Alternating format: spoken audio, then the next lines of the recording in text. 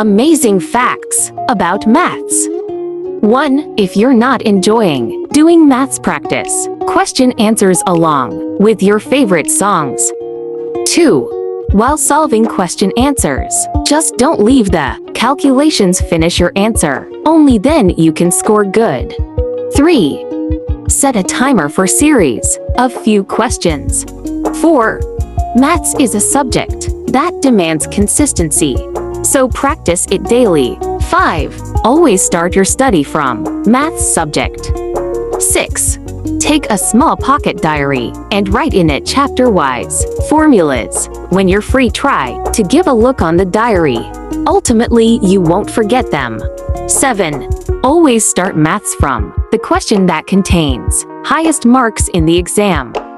By following some of these tips, you're gonna be a master in maths subject. Thanks for watching.